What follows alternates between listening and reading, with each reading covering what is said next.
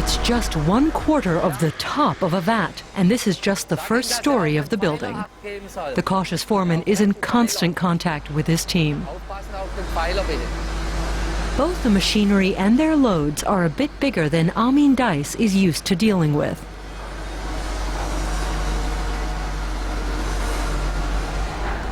Careful, please.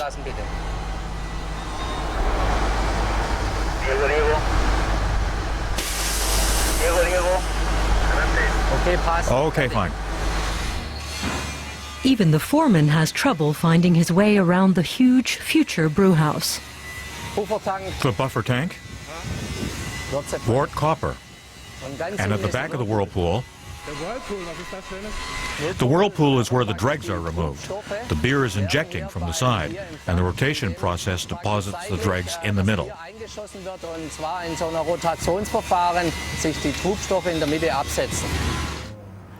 We examine a gallery of brewing facilities on Armin Dice's computer. I'm looking for a picture here. That's how it'll look later. Brew houses are really something special. Some of the seams are X-rayed and ground smooth. Here you can't even see a welded joint. The standard is extremely high.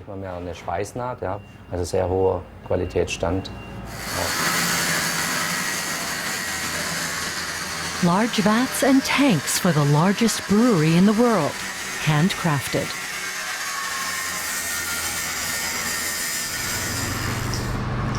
Usually, Ziemann has the containers imported straight from Germany. But in this case, the scale really presents a problem. These elements are 2 meters high. A finished storage tank is as large as a one-family house. Die stehen, die 16.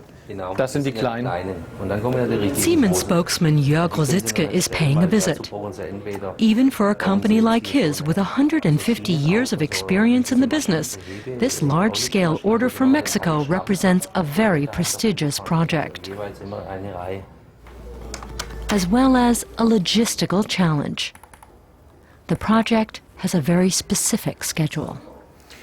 The 3D illustrations give you a very good picture of the brewery's evolution. We're now in stage 2, 10 million hectoliters. That's the brew house behind the cold block area. When brewing starts, we'll be working on the second phase. Phase 2 and 20 million hectoliters. The brew house is now double the size, so is the number of tanks. Then there's the final stage with 30 million hectoliters a year. This is how the world's biggest brewery in Piedras Negras will look when we're finished. This used to be a rather quiet and arid corner of the state of Coahuila in northern Mexico.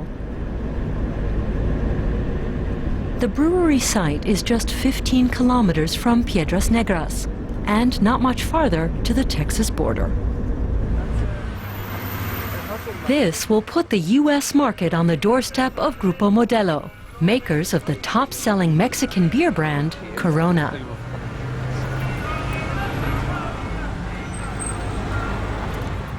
The water for the brewing process has to be transported 60 kilometers via pipeline. Just one of the many challenges facing Armin Dice and his Mexican colleagues. 90% of Ziemann's projects are outside Germany. Dice has spent a lot of time working in Mexico. I've been to other countries, but I've known these guys for 12 years. You could say we've grown up in these breweries.